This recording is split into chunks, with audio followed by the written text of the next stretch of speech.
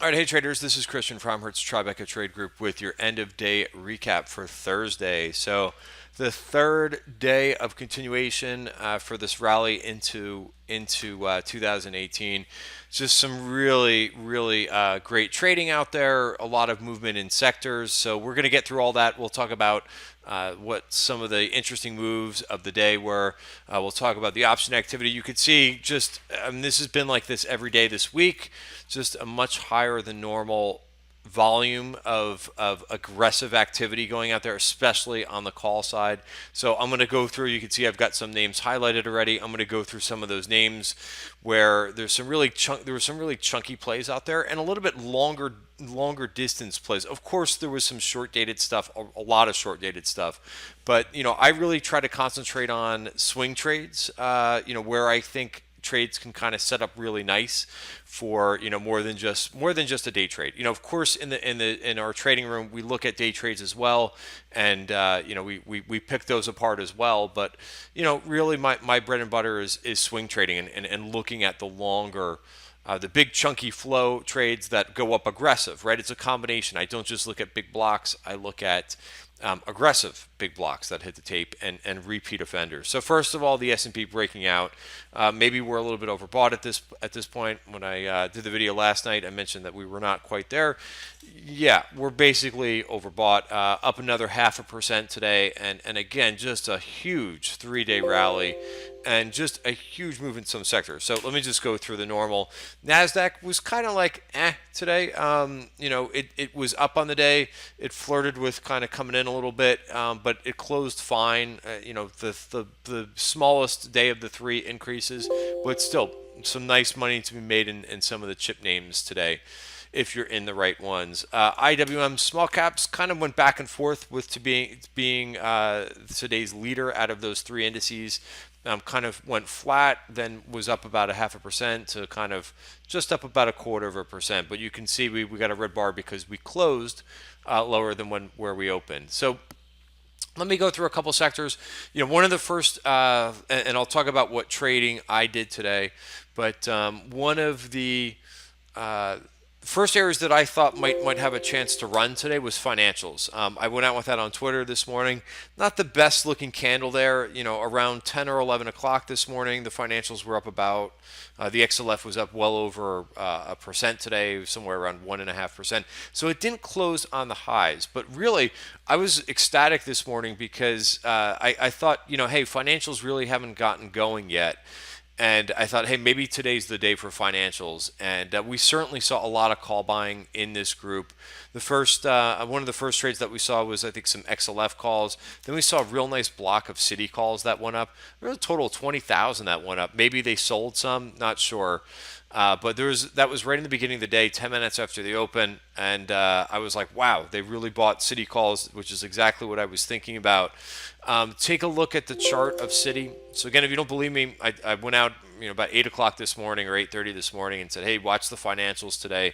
They've got a chance to be that next group, as we certainly have seen this reshuffling of a couple of days it's this group that's hot, a couple of days it's the next group, and so on and so forth. Citigroup, I think, looks great above that descending pattern. Fits nicely the price action. It's still kind of in this chop, but I would watch the 76.47 for a resuming higher. Then they did what they normally do, is buy all kinds of short-term calls in Bank of America. Bank of America ended up 1.3% on the day. Goldman is another name that I think looks interesting, up 1.4%. I don't have a trend line draw there, but you could probably draw one in here. Again, didn't close on the highs, which was a little bit disappointing, but very small disappointment in terms of what we had going on. So let me just rehash. So that I thought was interesting. Energy, I'll spend a couple of minutes on energy. OIH, just another huge day. I'm still long OIH. I'm letting that last piece run. I talked about that a lot yesterday, so I'm not going to rehash all the trading that I've done in OIH. buying short-term calls, then rolling them out to a longer-term trade. Just monster profits in OAH. And again, this is just the ETF. So obviously the names in the ETF are moving. Once there was some news out on the tape about Trump and about wanting to, okaying offshore drilling. So of course, my view on this is, right, we've been seeing all this call buying leading up to today. Once the news is out, sure, there's going to be some momentum guys, and there's going to be some guys who did not participate in this whole move that we've been a part of. So now that you have the last guys in who are kind of like have the FOMO, buying all the offshore drillers. Rig had a big day. Maybe there's these things are going to vault higher, but after a big run and after we've been in some of these energy trades since November, so I'm taking targets in a lot of these trades, and I'm taking money off the table. Now is not you may get a chance, you may get a little bit of a pullback, considering the run. So be patient. If you didn't get involved in a lot of these names, eventually these things will kind of come back into you a little bit. You just have to be a little bit patient. You could see that purple line being hit in rig. So, usually those purple lines, those are virgin point of controls. They act really, really well in terms of you get to them, and sometimes you see a reversion afterwards, or just a little bit of digestion afterwards. So, an example of that is in the XRT ETF. This is a textbook call for that. We hit this yesterday, and it actually did okay. It actually came back. It was only down 60 basis points. At one point, this was down 2%, so it actually hung in there pretty well. But again, a great place to take targets, those purple lines. Again, I don't draw these in. These are drawn automatically. These are places where there's been a lot of buyers and sellers have previously met up where the price has not ever returned. That's why it's called a virgin point of control, right? So you have that in rig, you have that in OIH. So, hey, these are places to take, in my opinion, to take targets. You got one there that just hit, going back from here. Notice again, a quick, fast decline, price never came back to it. So I would expect personally a digestion after this point. So again, this happens a lot when we see the smart money got into these trades a couple months ago, or at least a couple weeks ago. Now you see guys buying big blocks of this stuff, and I think this is the last momentum leg of it, right? And again, we see this a lot. But who knows? I could be wrong. I am still holding my final piece of these, because I'll wait until a stop gets hit for the last piece. I'm playing with the house's money on most of my energy trades, right? Oxy is another one that I'm still holding the last piece. It hasn't broken anything, so let your winners run, right? It's all about, in trading, I say this almost in every video, it's all about letting those winners run. So again, that was the best groups. And then you had a bunch of other groups that performed really well. The robotic stocks, keep in mind there's a lot of Japan in the robotics ETFs.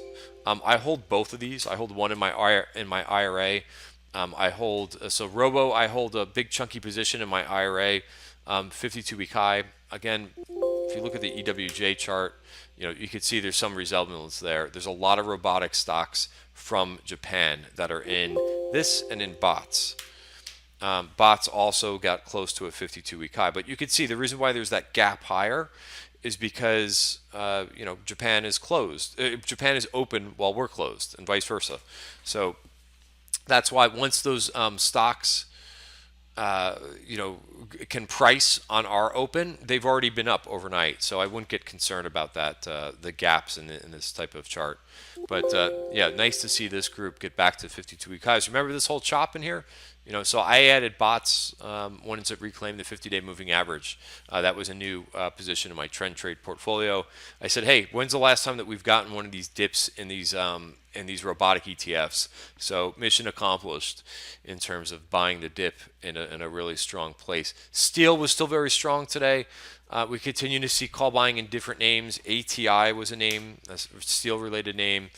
I did not chase this trade, 52-week high in call buying.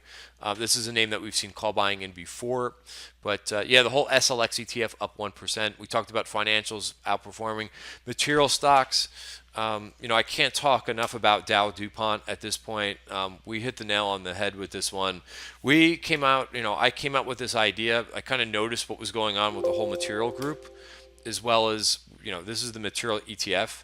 And I noticed how much Dow and DuPont had not participated yet. So I put this idea together over a week ago. And then, what happened is we saw a whole bunch of call buying. So this is Moo, by the way, before I flip back to Dow DuPont. But this was another chart that I said I might be ready for a breakout. You could check my Twitter feed. I talked about, hey, this thing might be ready to pop and take that next leg higher. Sure did. So Dow DuPont, I said something's, this thing's going to try to break out after this consolidation. And sure enough, we caught the home run today. And again, once we saw that call buying in here, I was kind of waiting for the break of the value area. Once we saw the call buying, I said, okay, that's good enough for me to get involved. And kind of sat through this for a couple days in this trade and a little bit of chop. But you got to be patient with some of these trades and let them work. Another trade that we took from yesterday. It was kind of funny because I ended up, and it wasn't like I wanted to add a lot of new trades yesterday, into the rally, but there were so many good trades on the tape. So I also took Fiat Chrysler, and this again, another home run. So, these are all trades that we took. Again, I not only call these trades out, but I also trade them. There's, I think, so many people who don't put what they're doing or don't even trade. They just call out option activity and then never mind. So before I get negative. But hey, if you're looking for a trading room where we call it out and we talk about a strategy to do it, that's what we do. We take this and I put the trades out live. I give you description, why I like it, the setup, and so on and so forth. VNTV was another trade that we took from yesterday. I'm still holding a small piece in this one. I didn't even see how this one finished. It finished on the damn highs. So breakout.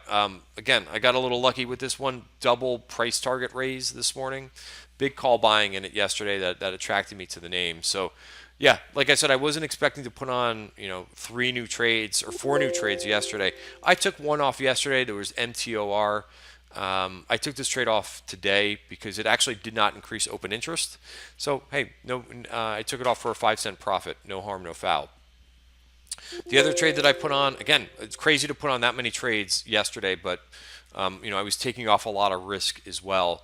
Look at Square as well. Nice day today, up 2%. You got a nice MACD crossover as well. Watch that VPOC for maybe taking a target. So that's a little bit about what I did today. What else did I do? Did I put on a new trade today? I think I did. Oh yeah, Newmont. So I think this, I'm kind of looking for something different at this point. And you notice that gold was up a 0.5% today. We do have I was going to say Fed meeting. We do have a jobs report tomorrow. I'm not sure if that's going to really affect the jobs report, is going to make gold move one way or another big, but we'll see. Maybe something unexpected comes out tomorrow. But, I kind of took a look at Newmont. And again, like I said, I'm looking for things that are a little bit uncorrelated to the rest of my portfolio. Gold miners, just a huge amount of uncorrelation to normal, like your regular equities. So there's a nice chunky call buyer of Newmont. 2,700 of these June 39 calls that went up.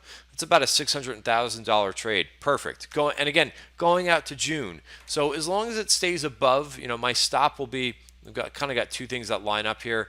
This downward trend line, which it's now popped above, as well as this dotted. So this line, as well as the top of value, which is right around 37.17. So as long as it stays above there, I'll give this gold miner a shot. Haven't traded the gold miners in a while, so again, looking for something a little bit different here, and of course an aggressive trade. There's a couple other trades. They did buy a little bit. I think some of the gold miners were a little bit weak. Not gold miners. The China internet names were a little bit weak. I had a huge winner in JD.com. My calls expired in February. I took off the last piece of them and I rolled them out to June. So, again, trading like, being smart about your trading, taking your profits, obviously, we're going to have, believe it or not, it's going to be January option expiration in a couple weeks. So, you're going to have big theta decay on your February positions soon. So, give these trades time to work. Who knows what JD does here? Maybe it backs, fills back a little bit of this price. As long as I think it stays right here above 43.50. So I took my profits and rolled them out to June. And that, again, just being very smart and disciplined with my trading.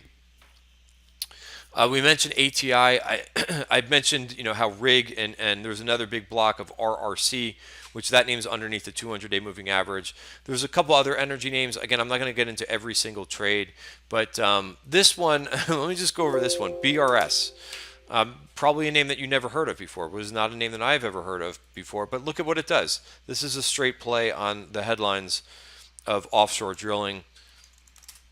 They're a helicopter operator.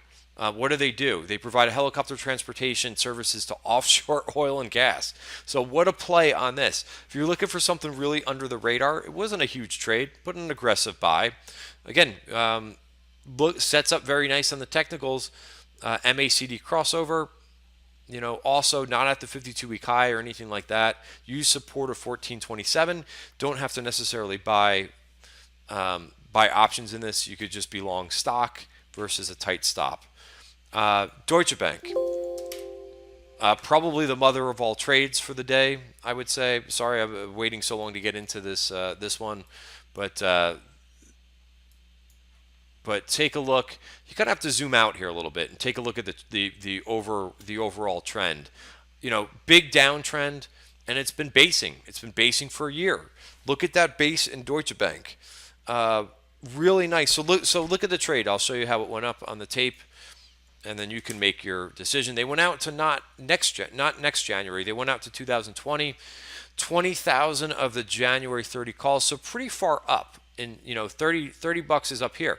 Could it happen in the next 2 years? Maybe if Deutsche Bank doesn't really screw anything up majorly in the next couple of years. But I like this trade. I actually bought stock in this today. $30. Could it get there in the next couple of years? Sure. I'm just more comfortable with a $20 stock, just owning it in cash and playing it maybe long versus the 200-day moving average or the 50-day moving average. But again, if you zoom in a little bit, it has had a nice run since the 200. But as long as you're thinking about the long term, I think it's a nice setup. I'm long Credit Suisse. I've been long Credit Suisse for about 3 months, and it's really starting to act nice now. Again, long base that this thing has been in, and now breaking out. So, you got to be patient. Again, I've been in this trade for I think about 3 months. So that's it. There was a couple other trades. Wendy's, Urban. They went after Wendy's calls again. Dip buyer in Wendy's. It did get bid up. You could see the volume on Wendy's. Right on the low of the day, somebody came in and bought calls. You can see these big green candles as my chart gets adjusted here.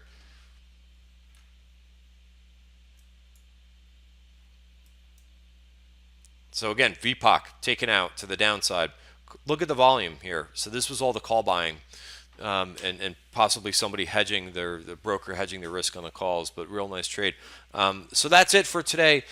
So again, what I would say is, some of these trades that we saw that went up today are a little bit longer dated. So you can leg into them. You could write them down in your notebook, not take them right now, wait for a little bit of a pullback, and then you have a whole watch list of names that basically just came from today that are a little bit longer. The Wendy's is a May trade. The Deutsche Bank is a couple years out. So, again, if you've got a little bit of fear of missing out, just write these names down and wait for a dip. A lot of times you can get into some of these names cheaper than what was the price that was originally paid. So a huge day for Tribeca Trade Group members, as well as myself, as well as this year. This is I think the best start to any year that I've ever had, and we're really analyzing the tape extremely well, and look forward to tomorrow. Have a great night, everybody, and see you tomorrow in the trading room.